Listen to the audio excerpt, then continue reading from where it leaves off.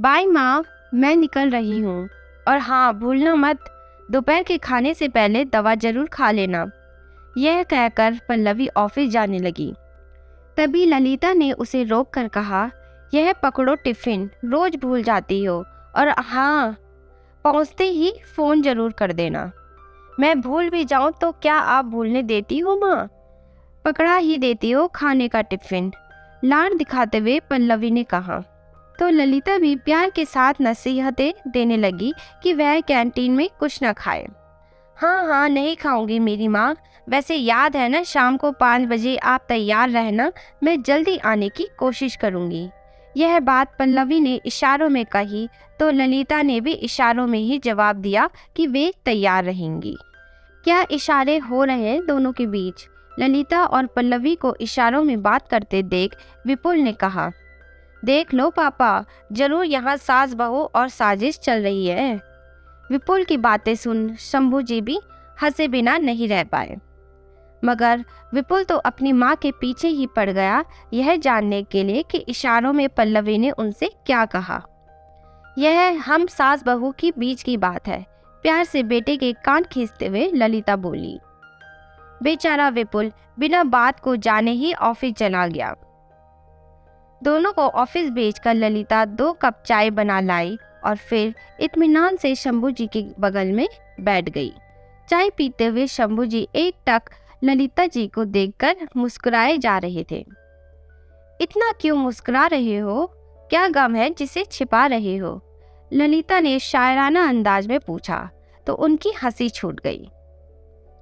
कहने लगे, मुस्कुरा इसलिए रहा हूँ कि तुम भी ना अजीब हो। अरे बता देती बेचारे को तुम सास बहू का क्या प्रोग्राम है। लेकिन जो भी हो, तुम सास बहू की बॉन्डिंग देखकर मन को बड़ा सुकून मिलता है, वरना तो मेरा सास बहू के झगड़े सुन सुनकर दिमाग घूम जाता है।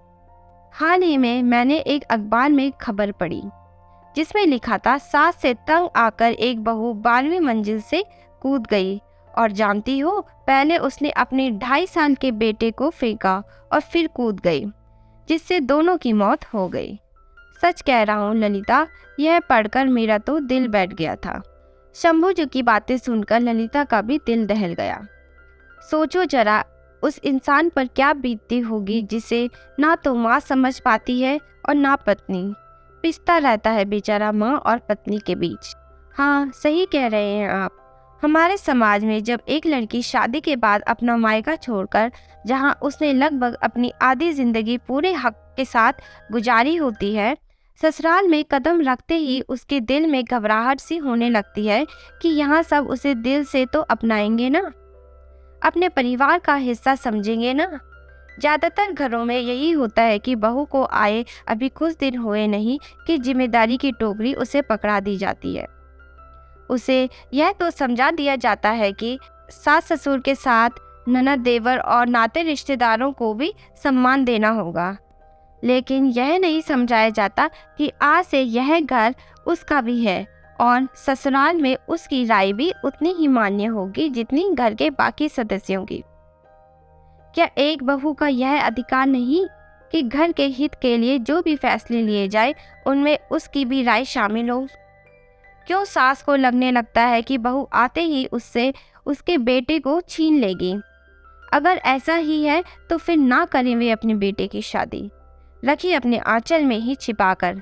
अगर शादी के बाद बेटा अपने परिवार को कुछ बोल जाए तो सबको यही लगने लगता है कि बीवी ने ही सिखाया होगा उसे ऐसा बोलने के लिए, और यही झगड़े की जड़ है।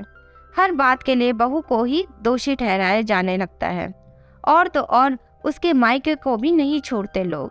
कहते हुए ललिता की आंखें गीली हो गई, जो शंभू जी से भी नहीं छुप पाई। वे समझ रहे थे कि आज ललिता के मन का गुबार निकल रहा है और वह वही सब बोल रही है जो उसके साथ हुआ है।